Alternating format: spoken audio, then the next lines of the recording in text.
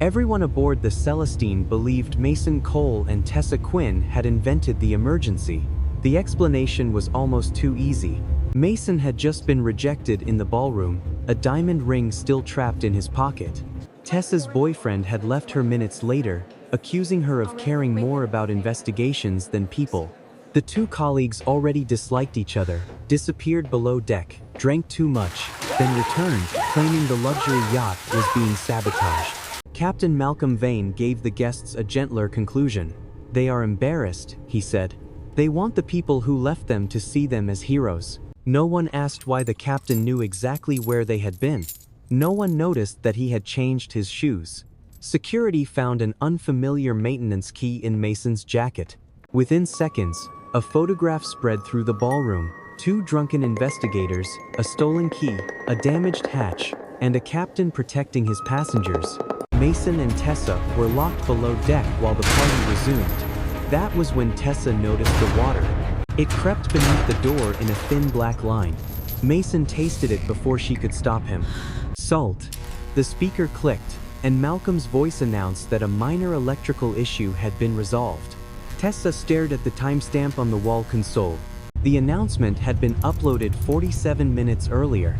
Before they found the first breach. Before they raised the alarm. Before anyone accused them of causing it. The guests were wrong about Mason and Tessa.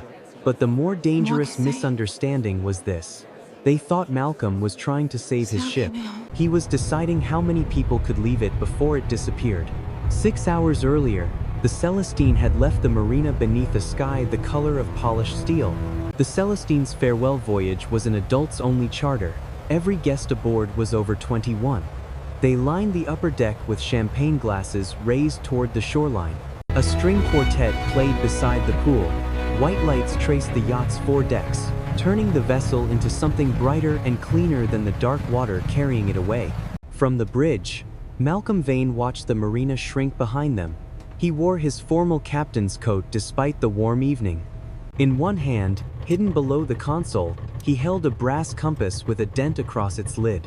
His wife, Eleanor, had carried it during the first sea trial 23 years earlier, when the Celestine had still smelled of fresh varnish and cut steel. His phone vibrated once. Final notice of transfer. Malcolm opened the message without changing expression.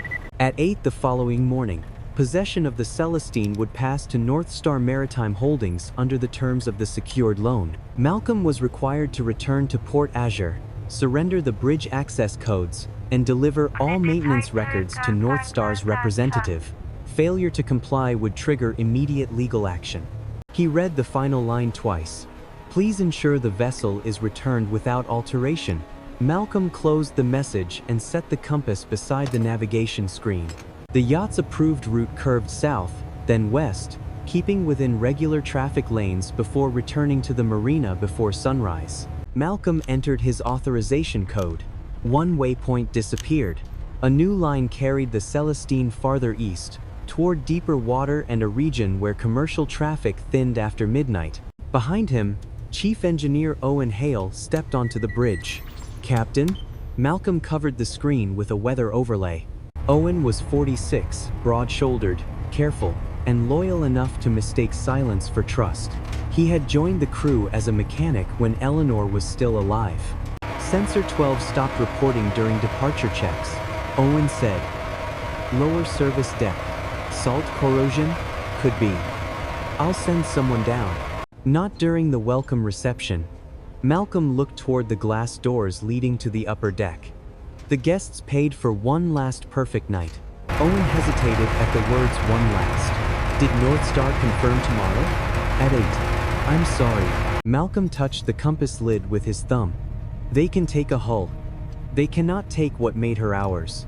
Owen looked as if he wanted to answer, then decided against it. A crew member called from the communications station. "Captain, maintenance is missing a master access key." Then someone signed it out. "There's no entry." Malcolm's gaze stayed on the darkening sea. "Replace the cylinder after we return." Owen gave him a puzzled look. "After we return?" Malcolm smiled without turning. "Tomorrow, then." On the boarding deck below, Mason Cole nearly dropped the ring before the voyage had even begun. Vanessa Lane had stopped without warning to take a photograph of the yacht, and Mason walked into the back of her. She turned. "You're supposed to investigate accidents, not cause them. Occupational fatigue." He slipped the small velvet box deeper into the inside pocket of his white dinner jacket. Vanessa did not notice. She was watching the crew carry their bags toward the guest suites.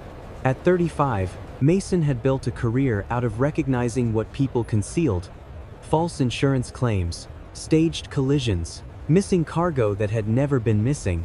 He could hear hesitation in a witness's breathing and spot a changed number in a page of financial records. Yet he had spent the last 3 months convincing himself Vanessa's distance was temporary. This trip, he believed, would fix it. A familiar voice came from behind him. "You still stand in doorways like someone is paying you to block evidence." Mason turned. Tessa Quinn stood beside the gangway in a dark silver dress, one hand resting on the handle of a compact suitcase. Her expression was composed enough to be mistaken for indifference. Beside her stood Julian Cross, handsome, polished, and already looking toward the yacht as though calculating which guests mattered. Mason smiled. "Quinn, I thought vacations required people to enjoy your company." Tessa's eyes moved briefly to Vanessa, then back to him. "And I thought investigators were trained not to carry valuables in an unsecured outer pocket." Mason's hand went instinctively to his jacket. Her mouth curved by less than an inch. Vanessa looked between them. "You two know each other?" "We worked one case," Mason said. "Poorly," Tessa added. Julian gave a small laugh, but his attention had shifted to the captain's welcome banner near the stairs. Printed beneath Malcolm's name were the words, "The Celestine Farewell Voyage." "That became official, then," Julian said. Tessa turned toward him. "What became official?" He paused. "North Star's transfer," he said. "My firm reviewed part of the hospitality contracts." "There was no public announcement," Mason replied. "There wasn't supposed to be one until docking." Julian lowered his voice. "I wasn't allowed to discuss it." Before Tessa could question him, a steward arrived to guide them toward their suites. Mason watched Julian walk away and filed the exchange somewhere behind the irritation. Tessa noticed him doing it. "Try not to investigate my boyfriend on vacation." "I wasn't. You make that face when you find a loose thread." "You remember my face?" "I remember professional hazards." They separated at the main staircase without another word. By sunset, the marina had vanished behind the horizon. Malcolm stood before the guests beneath a canopy of lights. Behind him, the Celestine's name gleamed in brass across the upper bar. "To old journeys," he said, lifting his glass. "And to the freedom of choosing how they end." The guests applauded. Mason glanced at Vanessa, imagining the ring in his pocket and the answer he wanted to hear. Tessa looked at Julian, hoping 3 quiet days at sea might repair what months of apologies had not. Neither investigator saw Malcolm leave the reception early. Owen did. He watched the captain disappear through a crew-only door, carrying the brass compass in one hand and a narrow black tool case in the other. A minute later, the engineering console flashed a warning from Sensor 12. Then the warning erased itself. The ballroom glowed as though the sea had been invited inside and ordered to behave. Blue light moved across the ceiling in slow waves. A pianist played near the glass wall. Servers passed between tables with silver trays while the coastline vanished into darkness beyond the windows. Mason checked the time twice. Vanessa noticed the second glance. "Are you expecting someone?" "No. You're terrible at lying when you care about the answer." He almost laughed. The ring box pressed against his ribs beneath the dinner jacket. He had chosen the upper observation deck for midnight, after the fireworks, when the guests would be looking out instead of at them. For once, he had planned something that did not involve suspects, reports, or proving another person wrong. Across the ballroom, Tessa sat beside Julian at a table near the orchestra. She had turned off her phone before dinner and placed it face down in her clutch. A gesture Julian had requested so many times that doing it now felt less romantic than ceremonial. He barely looked at it. His attention stayed on the guests around them: investors, travel executives, and North Star representatives whose presence Malcolm had not mentioned in his welcome speech. "Do you know them?" Tessa asked. "From the transfer calls. Your firm represented North Star?" On a limited contract review, Julian lifted his glass. "Can tonight not become an interview?" Before she could answer, the pianist finished, and the event host raised a microphone to announce the midnight program. Vanessa stood. "Mason," she said. He smiled, thinking for one foolish second that she had discovered the ring. She took the microphone from the host. The nearest tables turned toward them. "I need to say this now," she began, "because every time we are alone, you turn difficult conversations into investigations." Mason's smile disappeared. Vanessa told him about the position she had accepted in Singapore. She had signed the contract 3 weeks earlier. Her flight left 2 days after the yacht returned. "You can identify fraud in a shipment before breakfast," she said, her voice tightening, "but you never noticed that I stopped planning a future with you." A few guests looked away. Someone near the champagne fountain did not. Mason shifted back, and the velvet box slipped from his jacket. It struck the floor, bounced once, and opened. The diamond caught the ballroom light. Vanessa stared at it. For a moment, the certainty left her face. Mason bent and closed the box before anyone could reach it. A phone camera followed him down. "You were going to ask me tonight?" she whispered. He stood. "Not anymore." A nervous laugh escaped from somewhere behind him. It spread only because no one knew what else to do. Vanessa returned the microphone to the host and walked from the ballroom without touching Mason. The pianist tried to resume. Julian rose before the first chord. "Tessa," he said. She looked up slowly. He left the microphone untouched. The room was already listening. "I came on this trip because I thought 3 days away from your work might remind you that I exist." Tessa's face remained controlled, but her hand closed around the edge of the tablecloth. Julian continued. "You remember tire marks, security codes, and the exact wording of a witness statement. You do not remember the last dinner we finished without you leaving to answer a call. That isn't fair." "No," he said. "It's late." He placed their sweet key beside her glass. At a nearby table, a woman murmured, "Good for him." 2 people gave small, awkward claps. Others joined, then stopped when they realized how cruel it sounded. Tessa watched Julian cross the ballroom and stop near Vanessa at the exit. Both kept their eyes on the exit. Mason left through the opposite door. He found Tessa in the corridor beneath a framed painting of the Celestine cutting through a storm. She glanced at the ring box in his fist. "Bold strategy," she said. "Proposal first, situational awareness later." Mason looked at the sweet key she was holding. "At least mine needed a speech. Yours left a room key and got applause." Her eyes narrowed. "Still blaming everyone else when evidence embarrasses you? Still calling emotional distance a professional standard?" The words landed harder than either expected. For several seconds, they stood without speaking. Then laughter reached them from behind the ballroom doors. Mason pushed open the stairwell. "There's a lounge below the wine cellar. You know that how? I read the deck plan." "Of course you did." They descended together, still angry enough to prefer each other's company to anyone else's pity. Behind the ballroom wall, a bucket of ice trembled against the floor. Farther below, metal struck metal once. No one upstairs heard it over the music. The lounge below the wine cellar was nearly empty. A bartender polishing glasses glanced at Mason's jacket, at Tessa's sweet key, and decided not to ask questions. He poured 2 whiskeys and left the bottle within reach. Mason lifted his glass. "To professional judgment." Tessa took one drink. "Yours died upstairs. Yours got applause." She looked at him over the rim. "You proposed to someone who had already accepted a job on another continent." "I did not propose. The ring did." He almost smiled despite himself. The room was narrow and dim, built around a curved wall of dark wood. Behind it, chilled air escaped from the wine cellar in slow breaths. Somewhere deeper in the yacht, machinery hummed with the steady confidence of something expensive. Mason poured a second drink. Tessa stopped after half of hers. "You're counting," he said. "I always count." That is exactly what Julian complained about. Her eyes hardened. And Vanessa was right about you. The answer came too fast. Mason set the bottle down harder than he intended. A faint vibration passed through the counter. 3 glasses touched and rang against one another. Both investigators went still. Another tremor followed.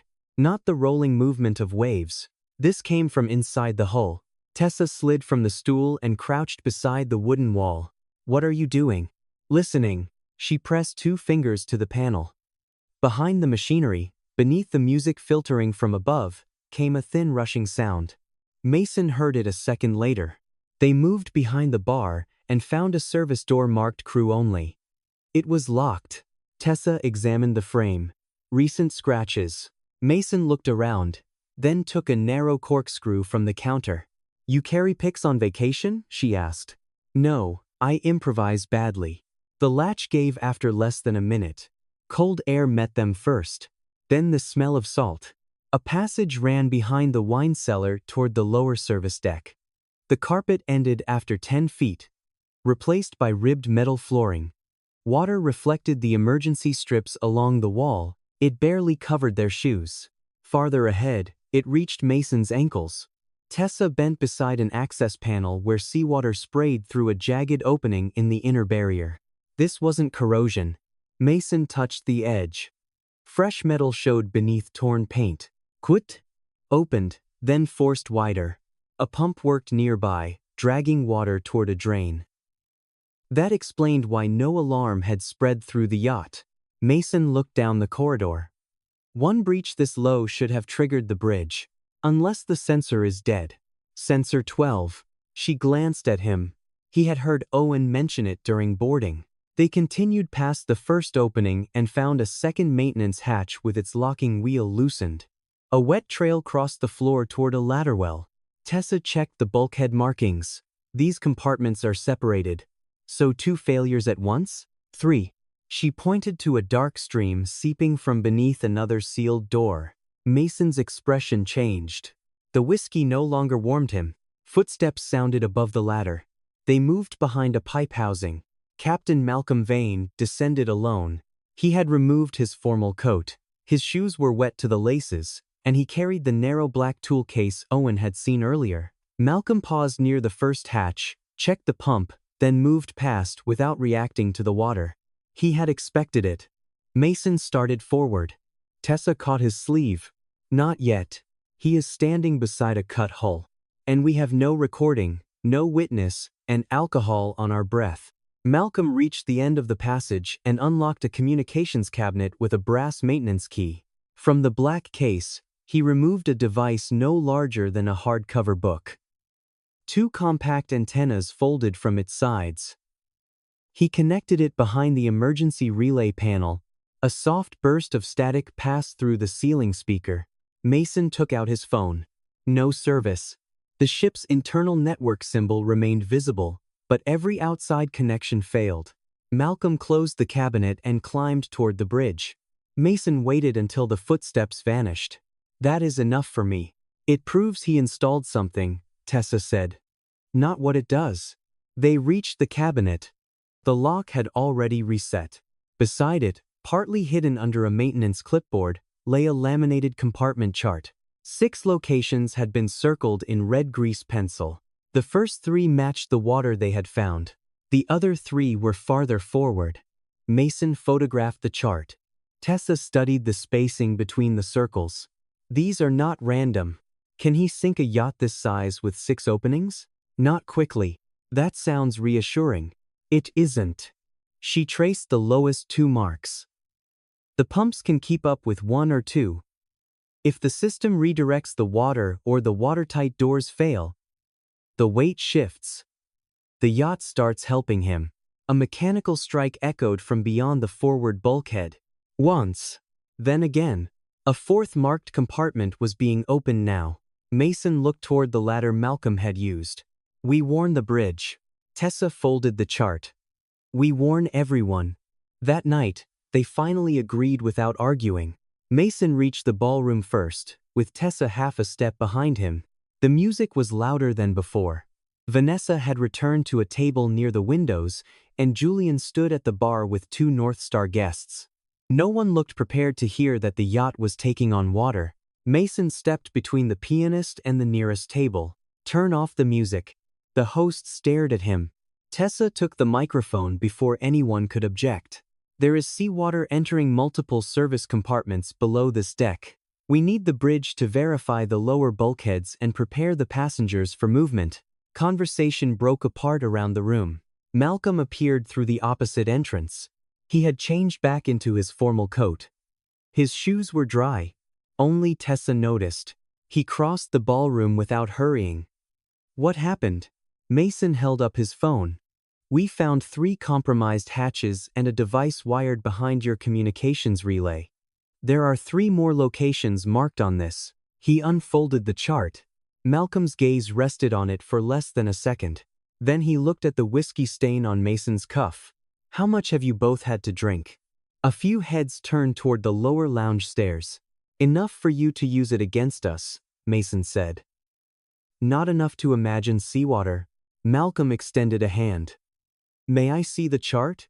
Tessa kept hold of one edge while Mason passed it over. Malcolm stepped close enough to brush Mason's jacket. His free hand touched Mason's shoulder as though steadying him. "Careful," Malcolm said softly. "You're making this worse." He examined the markings. "This is an outdated maintenance diagram. These circles indicate inspection points, not breaches." "You installed something in the relay cabinet," Tessa said. Malcolm faced the guests. "Miss Quinn is a transportation investigator. Mr. Cole works insurance fraud. They are trained to build theories from fragments." He did not raise his voice. He did not need to. "They also entered a restricted area after consuming alcohol, forced a locked service door, and interfered with ship equipment." The host lowered the microphone. Vanessa stood. "Mason, is that true? We opened one door because we heard water behind it. You were drinking." "I was still sober enough to come back for everyone in this room." The words sounded more personal than he intended. Vanessa's face tightened. "This is exactly what you do. You turn everything into a crisis no one else can see." Across the room, Julian looked at Tessa. "Please tell me you didn't drag him into some investigation because of what happened upstairs." Tessa stared at him. "You think I cut open a yacht because you left me? I think you don't know how to stop." A man near the champagne fountain gave a short laugh. "So he couldn't save the relationship," he said, "and now he wants to save the ship." This time, the laughter did not spread far. It did not need to. Several phones were already raised. Malcolm turned to Security Chief Dana Rowe. "Secure the lower service area. Until we know what they touched, detain them." Dana approached with 2 officers. Mason did not move. "Check the relay cabinet, then check the forward compartments on that chart." "The bridge shows no flooding," Malcolm said. "On the engineering deck." Owen Hale watched the same 6 green readings remain unchanged. He leaned closer. Each pressure value rose by 2 points, dropped by 1, then returned to its starting number. 6 seconds later, the pattern repeated exactly. Owen reached for the internal phone. The line filled with static. Back in the ballroom, Dana took Mason's phone and searched his outer pockets. Her hand stopped inside his jacket. She withdrew a brass maintenance key. Mason stared at it. "I have never seen that." Malcolm's expression shifted into disappointment rather than surprise. "That key opens the relay cabinet." Tessa looked from the key to the hand Malcolm had placed on Mason's shoulder. "Search the captain." Dana hesitated. Malcolm held out both arms. "Of course." His pockets contained only a handkerchief, his bridge card, and the dented brass compass. No tools, no second key. The photograph was taken before Dana finished the search. Mason with the maintenance key beside him, Tessa dripping seawater onto the carpet, Malcolm standing calm beneath the ballroom lights. Someone sent it to the guest messaging channel. By the time Dana closed the first cuff around Mason's wrist, the image had already been captioned. "Dumped investigators try to hijack final voyage." Tessa placed her hands behind her back. "Listen to me," she told Dana.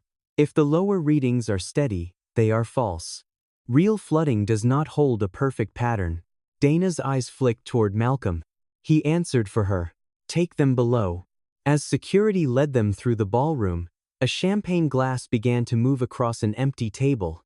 It traveled less than an inch before catching against a folded napkin.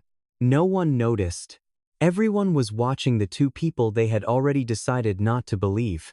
The security room sat below the guest decks, close enough to the machinery that every change in the yacht's rhythm passed through the walls. Dana locked Mason to one end of a steel bench and Tessa to the other. You have 5 minutes to calm down, she said. Then I come back with the captain. Mason lifted his cuffed wrist. Bring the engineer instead. Dana ignored him. Tessa watched the door close. You handed Malcolm the chart. He asked for it. You investigate fraud for a living. And you let him stand close enough to plant a key. They stared at each other. The accusation was fair in both directions. Mason leaned back against the wall. We warned them too soon. We warned them without control of the evidence. That sounds like a longer way of saying the same thing. Above the door, a small wall console showed the time. 12:06 a.m. The speaker clicked. Malcolm's voice entered the room with the same calm tone he had used in the ballroom. Ladies and gentlemen, a minor electrical fault has been contained. Please remain where you are and continue enjoying the evening. Tessa looked up. The message ended. A digital line beneath the speaker displayed its file information. Uploaded. 11:19 p.m. Mason read it twice. That was before we reached the ballroom. Before we found the cabinet. Before the captain knew there was an electrical fault. Tessa shifted forward. The torn hem of her dress brushed the floor. A thin line of water had appeared beneath the door. Neither of them spoke. Mason lowered his shoe and touched the edge of it. Could be a pipe. Tessa crouched as far as the cuff allowed, dipped 2 fingers into the water, and tasted them. Salt.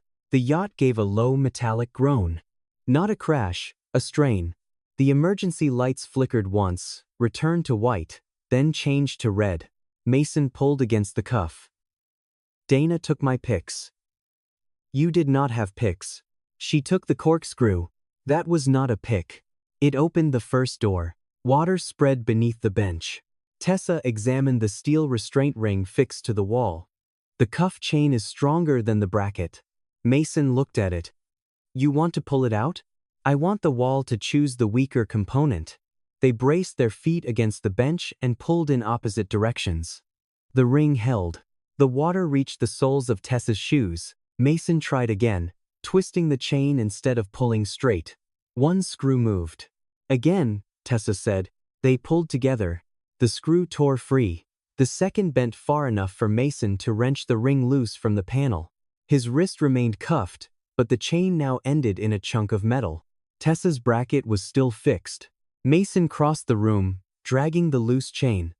He wrapped it through her restraint ring and used the steel bar beneath the bench as leverage. The lights cut out. For 2 seconds, they worked in darkness. Then the red emergency strip returned. The second bracket broke from the wall. Water rushed harder through the gap beneath the door. The electronic lock sparked. Mason drove the loose bracket into the seam beside it. Tessa pulled the door toward them while he forced the mechanism away from the frame. The lock released. Water pushed the door inward. A wave struck their legs and carried a security folder across the floor. The corridor outside was dark to the knees. Someone was pounding from the galley passage. Mason turned toward the stairwell. The bridge is the other way. Tessa was already moving toward the sound. 2 kitchen workers were trapped behind a service door warped by pressure. One of them, a 26-year-old steward named Luis, had blood running from his forehead. The other kept trying the handle even though a fallen storage rack blocked it from inside. Mason wedged the metal bracket into the doorframe. Tessa shouted instructions through the gap, directing them to shift the rack together. The yacht rolled slightly to starboard. Water surged along the corridor and nearly pulled Mason's feet from under him. He caught the rail, reset his stance, and forced the door wider. Luis crawled out first. The second worker followed, dragging one leg. They had just reached the stairs when Dana appeared above them with a flashlight and one officer behind her. Her beam found Mason's broken restraint, then Tessa's, Then the water rising around all four of them. No one needed to explain it. Dana descended 2 steps. Where is it coming from? Not the compartment we found, Tessa said. This is a different line. That means the chart was incomplete, Mason added. Or it was meant to be found. Dana looked at the injured workers. The officer behind her raised his radio. Static answered. For the first time, Dana did not repeat Malcolm's instructions. She unlocked the cuffs. You have 5 minutes, she said. Show me something I can take to the bridge. Tessa rubbed her wrist and looked at the black water moving past the red lights. We don't need 5. Another impact rolled through the hull. This one came from farther forward. We need everyone off the lower decks now. Dana led them through the service stairwell while the injured kitchen workers were taken upward. The deeper they went, the louder the pumps became. The sound should have been reassuring. Instead, it came in uneven bursts, as if different sections of the yacht were fighting one another. Owen Hale met them outside engineering control. He looked at Mason's broken restraint chain, at the water on Tessa's dress, and then at Dana. What happened? Multiple lower corridors are flooding, Dana said. The captain says they caused it. Then why are they free?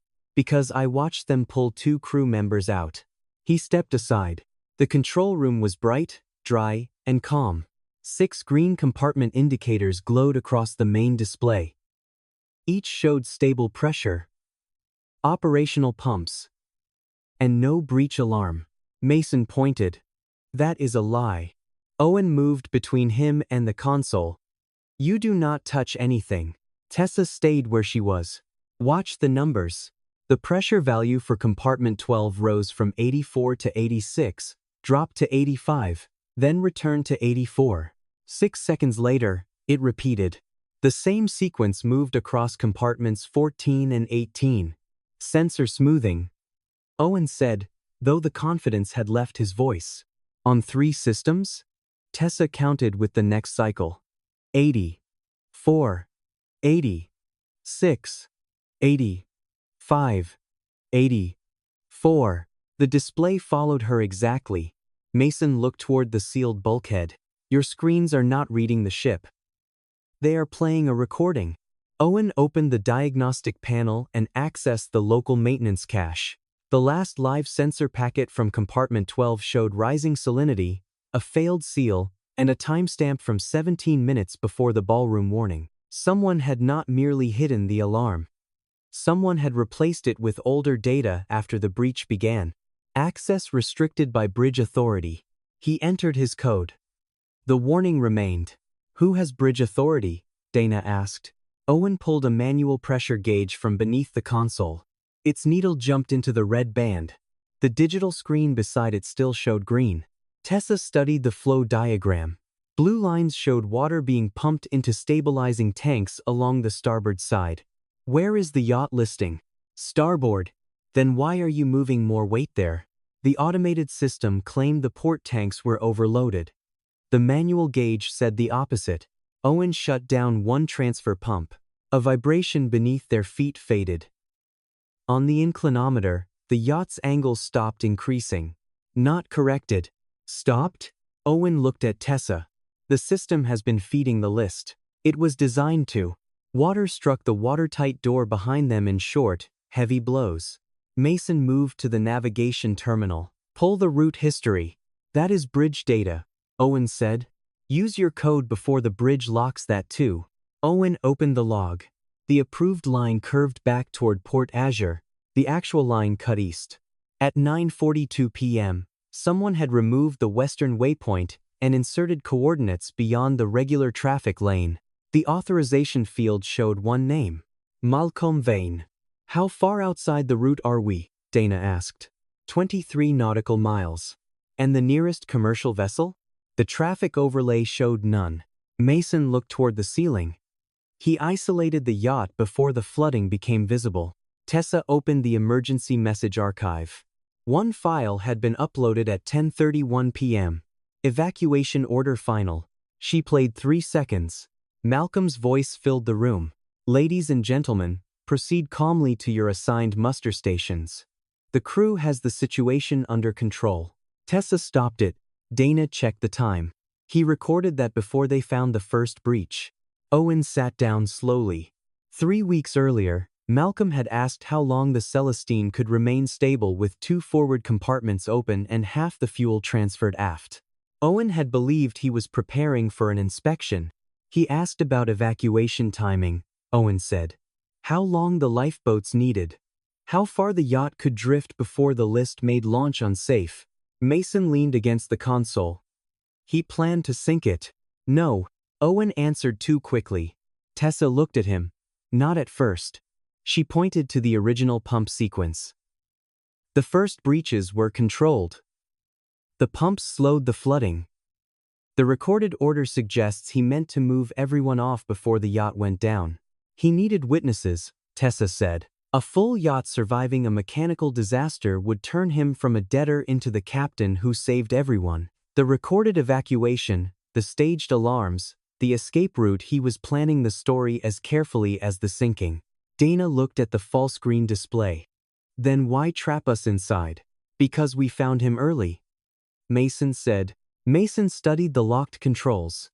If we exposed the sabotage before his sequence, rescue teams would board, seize the logs, and return the yacht to North Star intact. We did not just interrupt his timing. We destroyed the ending he had written for himself. Owen shook his head. Malcolm would not kill passengers. An alarm flashed on the manual panel. Forward auxiliary pump. Offline.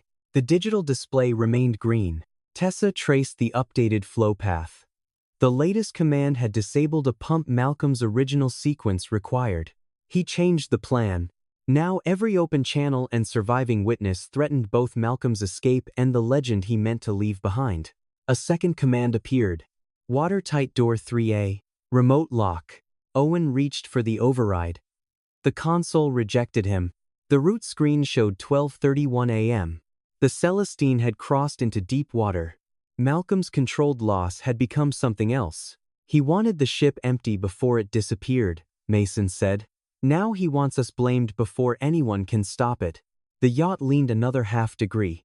A tray of tools slid across the desk and struck the floor. Owen looked at the screens he had trusted for 20 years. Then he pulled the main automation breaker. Every green indicator went black. Emergency red filled the room. Manual control, he said. From now on, we believe the ship. The moment Owen pulled the automation breaker, the bridge knew. A warning flashed across Malcolm Vane's console. Engineering control lost. He looked at it once, then closed the alert. Outside the windows, the Celestine moved through black water with no shore lights in sight. The brass compass rested beside his hand, its needle trembling as the yacht listed another fraction. Malcolm opened the command channel. Owen, restore automatic stabilization. No answer. He entered an emergency sequence. 3 decks below, engineering went dark. The pump stopped for half a second. Red backup lights came alive. Locking mechanisms slammed inside the bulkheads. Owen reached the manual panel. Door 3A just sealed. Dana checked the passage map. That cuts off the forward stairwell. And the secondary generator room, Tessa said. A second lock engaged beyond the wall. Mason looked upward. He is not containing flooding, he is containing us. The public address system clicked. Malcolm's voice reached every guest deck. We have identified deliberate interference with the yacht's safety systems.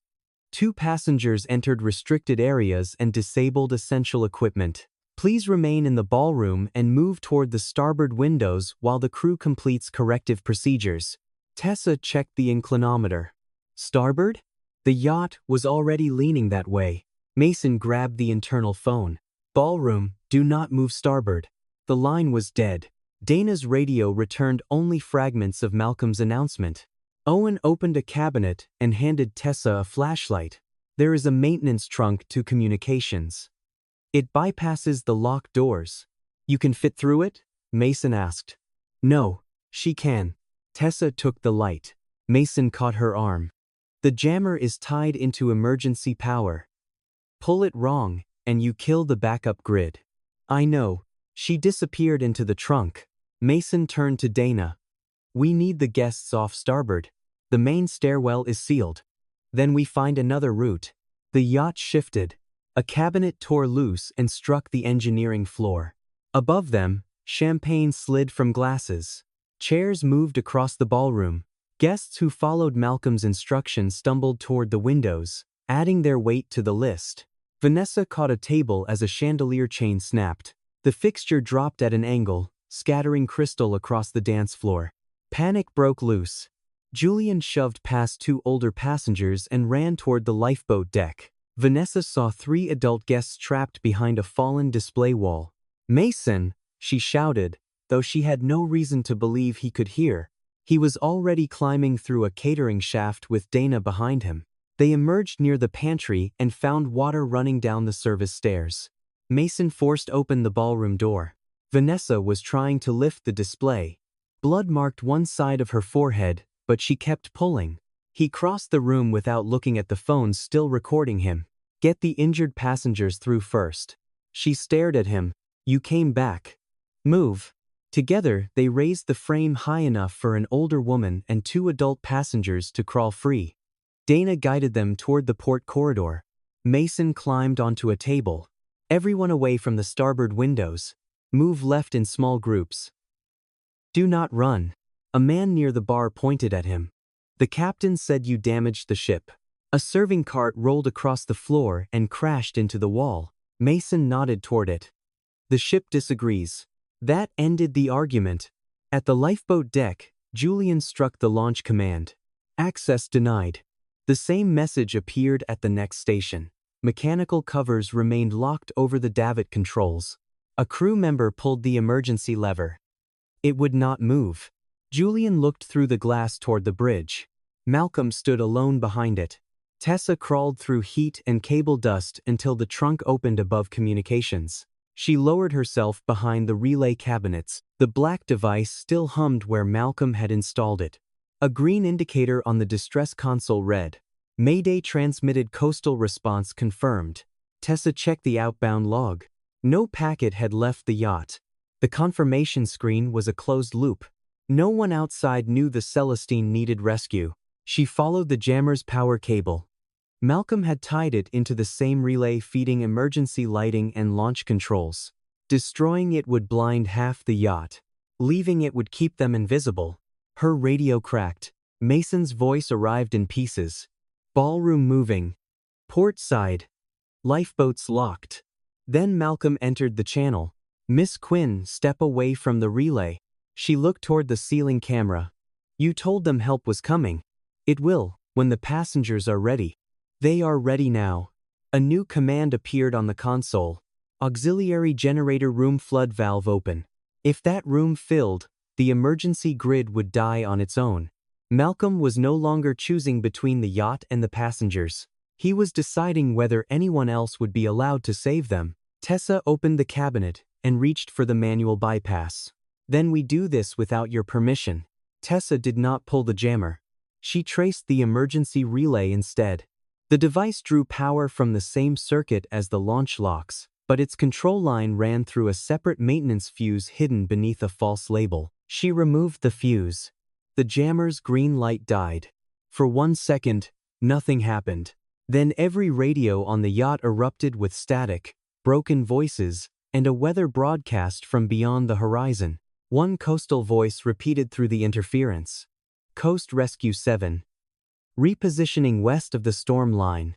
No rescue channel. Not yet." Tessa keyed her radio. "Owen. I isolated the jammer. We have external reception. But the distress transmitter still needs power." His answer came through clearly. "The auxiliary room is flooding. 10 minutes before we lose the backup bus. Can you stop it?" "Not from here." Mason entered the channel. "Then tell me where." He had divided the ballroom passengers into 3 groups along the port corridor. Dana stood beside him, directing crew members to keep the stairwell clear. Vanessa sat against the wall with a folded napkin pressed to her forehead. When Mason finished speaking, she caught his sleeve. "I need to tell you something. Later." "No. Now." She held up her phone. The breakup recording showed Mason in the ballroom at 11:37 p.m., with Tessa visible across the room. The maintenance log placed the first breach at 11:29. You could not have opened it, Vanessa said. We already knew that. The passengers do not. She looked toward the people still watching Mason as though he might become the man Malcolm had described. Vanessa stood on an overturned serving platform. The captain lied about when the damage began. This video proves Mason and Tessa were both here after the first breach. A guest near the windows shook his head. You told us he was unstable. I told you I was angry. Her voice weakened, but she continued. He did not threaten me. He did not create this emergency to get me back. I helped the captain discredit him because I wanted my pain to sound like certainty. The phones that had recorded Mason's humiliation turned toward her. Dana stepped beside the platform. I detained both investigators on Captain Vane's order. I later found active flooding in a secured corridor. From this moment, security will take emergency direction from Chief Engineer Hale and Investigator Quinn. 2 guards immediately lowered the weapons Malcolm had ordered them to carry. A deck officer crossed the corridor to Dana's side. Crew members stopped waiting for the captain's permission. Passengers began listening. Julian arrived from the lifeboat deck, pale and breathless. The launch controls are locked. The mechanical covers too. Tessa's voice came over Dana's radio. Did you see who issued the lock? The authorization field showed Vane. Repeat that for Dana's recording. Julian did. His attention had finally produced something useful. Owen cut into the channel. Mason, auxiliary generator access is 1 deck below you. The main door is sealed, but there is a service ladder behind the laundry station. Mason handed passenger control to Dana. Vanessa caught his arm again. I am coming. No. You said the door is below us. I said there is a flooding generator room below us. Her hand released him. Help Dana keep people moving, Mason said. That matters more. He and Julian reached the laundry station together. Julian opened the service panel. You do not have to trust me. I don't. Good. They climbed down. In communications, Tessa restored the distress console 1 circuit at a time. The transmitter powered on, then failed under the weak backup voltage. Owen, I need 3 minutes of stable current. I can give you 1, maybe 2. That will have to be enough. Mason's voice entered beneath his breathing. We are at the auxiliary room. Way? Julian found the ladder. Tessa paused. Do not let him touch the flood valve. Julian heard her. Still charming. Mason reached the sealed hatch. Water hammered against the other side. A manual wheel sat above the frame. Mason studied the bent wheel and the pressure scoring around the frame. Compromised exit, he said. Same failure pattern as Dock 4. Tessa answered immediately. That phrase never appeared in the final report. You removed it? No, I submitted it with a recommendation that your suspension be reduced. Mason tightened his grip on the wheel. My copy said you blamed me for entering alone. My copy said you ignored my warning and named me as the officer who lost the suspect. The yacht groaned around them. Someone had altered both reports. Their 4-year feud had been built from 2 different lies. Mason gripped the wheel. We reopen that file if we survive. When, Tessa said, he turned the wheel, water burst through the hatch and knocked Julian against the ladder. Mason caught his collar before he fell. Inside, the flood valve stood open. Beyond it, the backup unit coughed beneath rising water. Owen shouted through the radio, 90 seconds. Mason forced himself forward. Above them, Tessa placed 1 hand on the distress switch. Across the yacht, Dana began moving passengers toward the lifeboat deck. The people who had laughed were no longer waiting to be convinced. They were waiting for a signal to leave. The flood valve resisted Mason with both hands on the wheel. Water struck his chest in cold, heavy bursts. Julian braced himself against the ladder and pulled when Mason pushed. 60 seconds, Owen warned through the radio. The backup generator coughed once. Tessa watched its voltage fall across the distress console.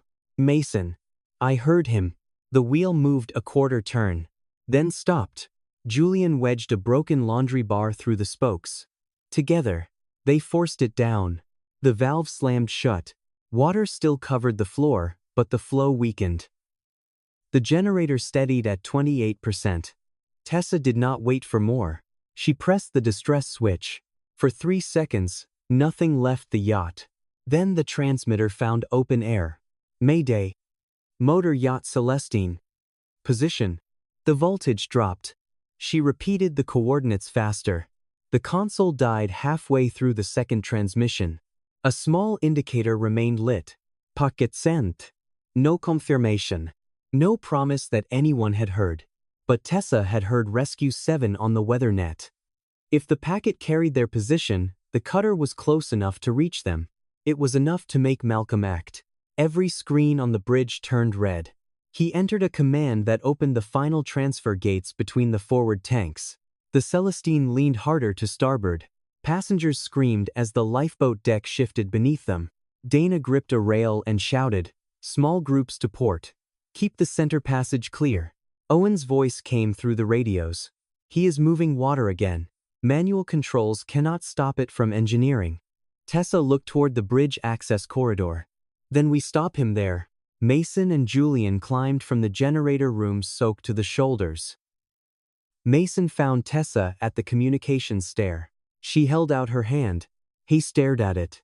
"The bridge key," she said. He gave her the broken maintenance bracket he still carried instead. "That is not a key. It has been reliable tonight." They reached the upper deck with Dana and Owen behind them. Malcolm had locked the bridge doors. Through the glass, he stood at the central console with the brass compass beside his hand. Beyond him, the sea tilted against the windows. He activated the public address system. "Remain calm," he told the passengers. "The investigators have disabled our emergency power and triggered an unstable ballast transfer. I am attempting to regain control." Mason struck the glass with the metal bracket. Malcolm looked at him. "You put the key in my pocket," Mason said. "You entered a restricted deck while intoxicated. You recorded the evacuation order before anyone found the damage," Tessa added. Malcolm's gaze moved to her. "Because a captain prepares for every outcome." Owen stepped closer to the glass. "You ordered automatic stabilization to move weight into the list. I corrected a compromised system." "You locked the lifeboats," Dana said. "To prevent panic." Each answer came smoothly. Malcolm still believed language could hold the yacht together. Mason raised Dana's radio so the passengers gathered on the deck could hear. The first breach opened at 11:29. Vanessa's recording places both investigators in the ballroom at 11:37. Tessa held up the maintenance tablet. The lower displays were replaying stored data. "The route was changed under your authorization." The distress confirmation was a closed loop. "No signal left this yacht until 2 minutes ago."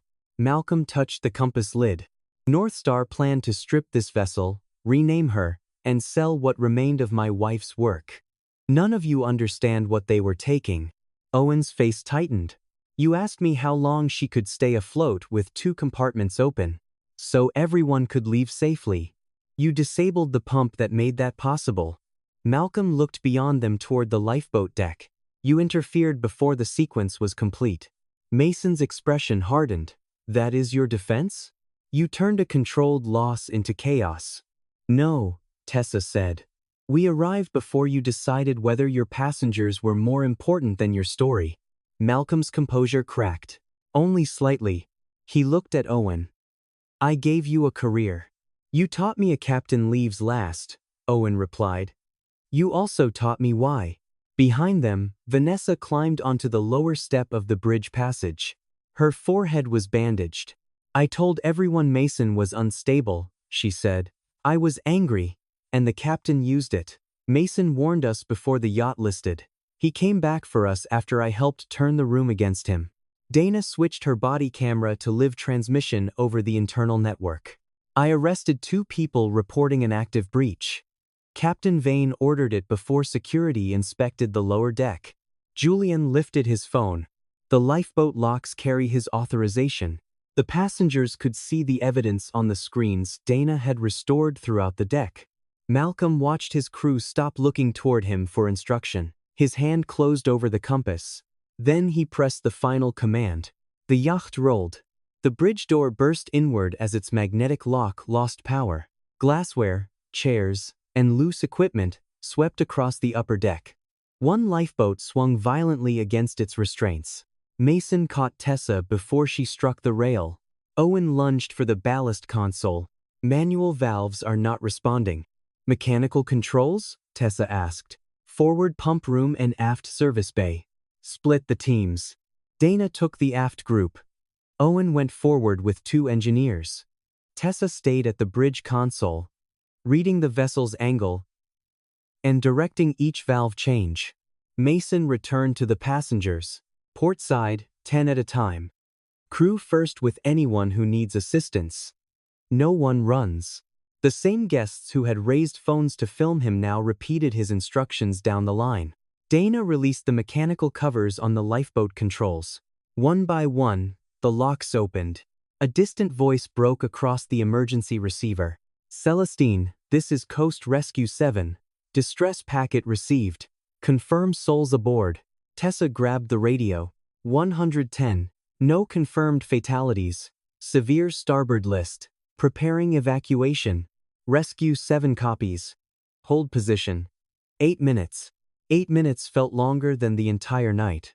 The first lifeboat lowered safely. Crew members steadied it against the list while Dana checked each harness by hand, refusing to trust another electronic indicator.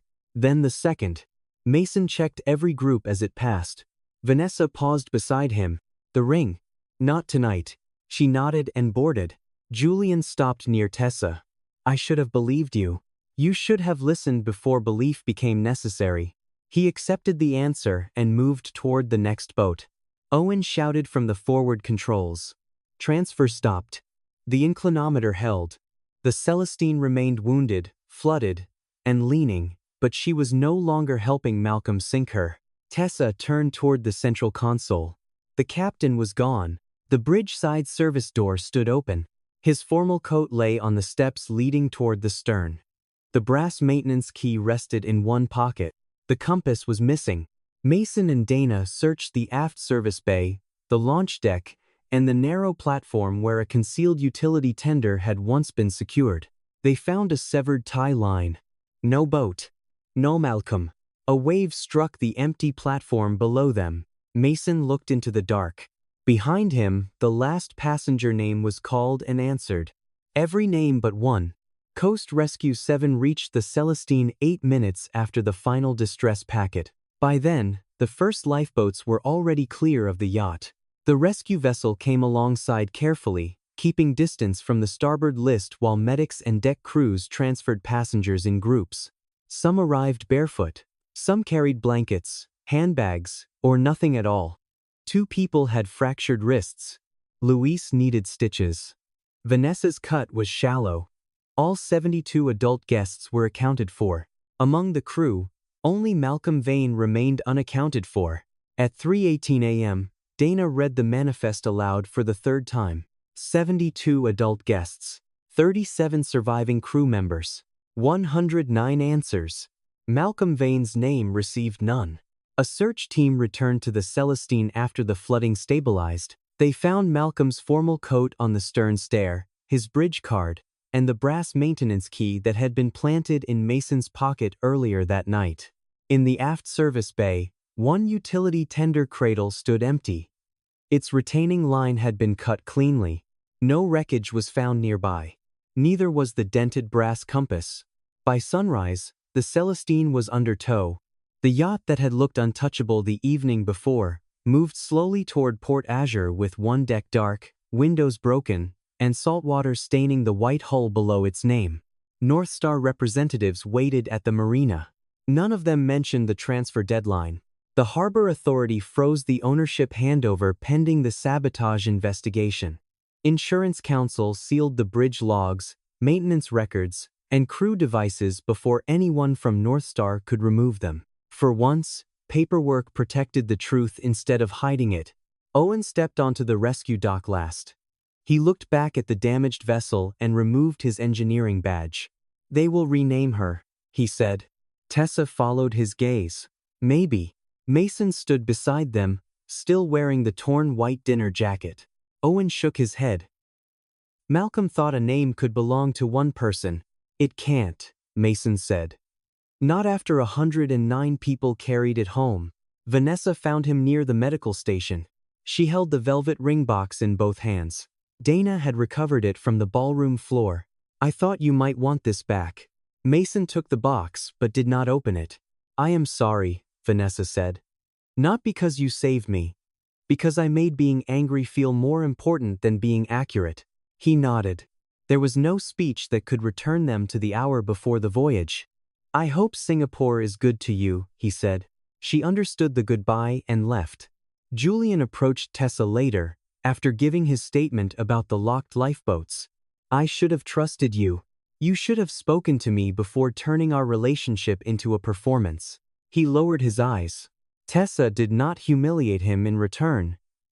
She simply gave him the sweet key he had left beside her glass.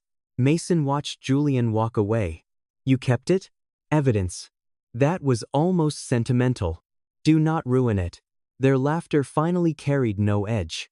3 weeks later, the official report listed Malcolm Vane as missing, presumed lost at sea. The sabotage inquiry remained open. So did the case file Mason and Tessa had once blamed each other for. They requested the original submissions, access logs, and every altered version of the report. Neither called it reconciliation. They called it unfinished work.